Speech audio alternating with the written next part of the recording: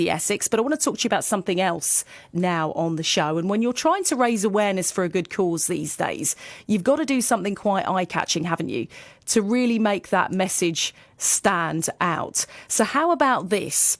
Projecting a giant pair of cartoon testicles on a 17-metre digital billboard. Yes, you heard right. It's all part of Testicular Cancer Month. It's being projected onto a billboard up in Manchester by the Robin Cancer Trust, and that's based here in Essex in Colchester. Toby Freeman is the Trust's founder and joins me now. Toby, good morning to you.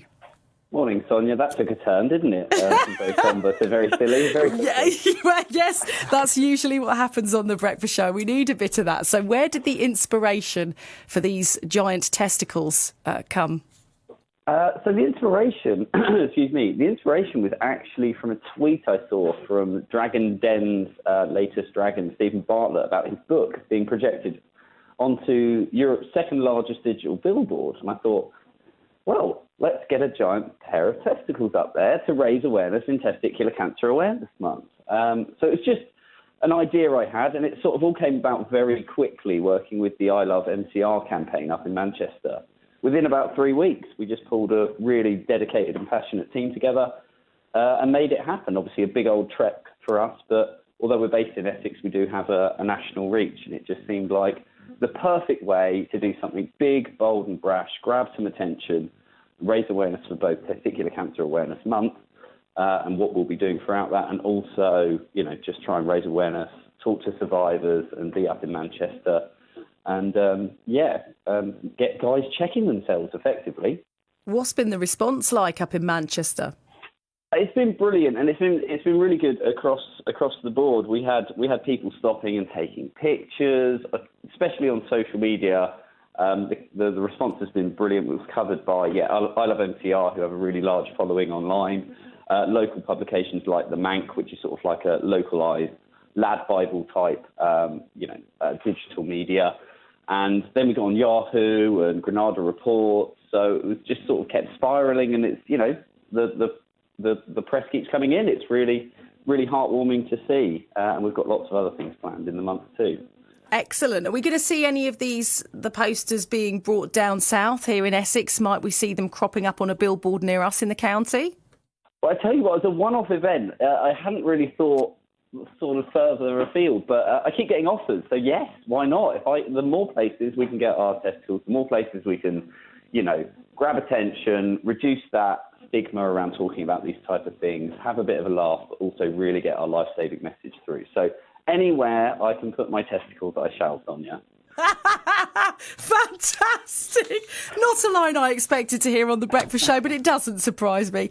And of course, Toby, there is a serious message behind it. Do you think some of that stigma is being reduced now because people are being more upfront and talking about these sorts of things? Are we getting better at that? Well, hopefully. The response you see in the comments on social media and the tweets and the replies really, they're really heartwarming. You get a lot of the, what are these? Is this an April Fool's? Because obviously it was April 1st as well. But then you get a lot of survivors, a lot of people have been affected by it saying, this is really important. I didn't know, I called it late, or I saw something like this and, I found something. And it's sort of that slow burner, We're always out in events, we're doing things like this, and it's not necessarily everyone's going to go and check themselves immediately, but it might just, with a few more times, just keep seeing it, think, I'm going to go check myself. Oh, if I find something, I'll go straight to my doctor, because, hey, we've all got them, right? It's nothing to be embarrassed about. It's just getting it into your routine as well, isn't it? Exactly. Making it a part of what you do, like brushing your teeth and all the rest of it. It's just there and part of your routine. Job done. That's it. Once a month, after a hot bath or shower, check yourself. Anything's wrong, go straight to the doctors. Toby, really great to have you on the show. And if those posters crop up here in Essex, I'm sure we'll have you back on to chat about it a bit more. Katie Skingle joins me now. Now, Katie's a marketing expert from Cat Marketing in Colchester. Good morning to you, Katie. Good morning, Sonia. How are you? Yeah, really good. As far as posters go, where are you rating the giant testicles? Well, I mean, Robin Cancer Trust are a great charity. And the reality is exactly as Toby says, there shouldn't really be any shock or stigma attached to it at all. We're trying to normalise, our bodies and have real conversations. In the past, things that have hampered health or mental well-being conversations, just like periods shouldn't be something you can't speak about. I mean, I think that it's a brilliant advert, and as I said, massive kahunas to well done, Toby. And I suppose whether it's advertising a product, a campaign, a serious message, there is this kind of competition for people's attention these days. So the ante has to be upped and upped and upped, doesn't it, to try and get people's attention and stand out when it comes to posters. And that's the point of creative advertising. It is to get your attention and make you think. And to be fair, it's better than cramming your ads down people's throats. I mean, most people encounter, I think it's between 6,000 and 10,000 ads a day. So cutting through the noise and trying to find ways for people to try to be shocked or entertained or make them laugh. You know, our capacity for attention is finite, and yet information continues to bombard us. So advertisers have got to compete to earn their audience's attention. What about billboards then? Are they quite an effective way to get messages across? Because they're quite strategically placed, aren't they? And obviously they're pretty big. We love a billboard, especially one that's as creative as Toby's, to be fair. I mean, you know, it's got to be bold, it's got to be simple. As you say, you know, it's very much about location. Anything that can be well designed into and reflective of the location or the messaging would be great as well. I mean, Specsavers is another fantastic example of a brand that do that really well. And they've had a fair amount of attention recently, haven't they? With the way that they've done their ladders, or they've half done things, or they've done them upside down. I mean, they're things that have people talking at the start of the conversation. And that's really the main thing of a billboard, is to make sure that people are talking about you.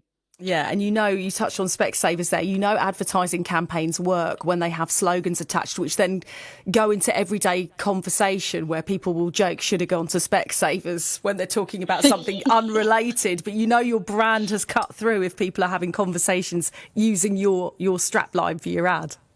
Absolutely. And that's really what billboards are there for. They're for building awareness. It's a number of views, it's a number of impressions, it's how much traffic or footfall is there, it's the circulation and the demographic that you're looking for. And finding ambient advertising, finding ways of making objects or places, you know, slightly change up the message or look unusual. I mean, there's some really fantastic ones out there at the moment. There's a great insecticide one that I think is really fantastic at the moment, where they've painted little cockroach families into the walls, and they've drawn attention by a bubble mark with attention to them, and it's like the little families are living in the walls. I mean, that's just a social media dream. And so it transpires that you can move everything from the billboard to online, and that's when you've got a whole integrated marketing campaign, really. Katie, lovely to have you on as well. Katie Skingle from Cat Marketing in Colchester. And if you haven't seen the billboard that we've been talking about these past few minutes, check it out on BBC Essex's Twitter feed. Just look up at BBC Essex on Twitter and you can see the poster for yourself that we've been talking about this morning.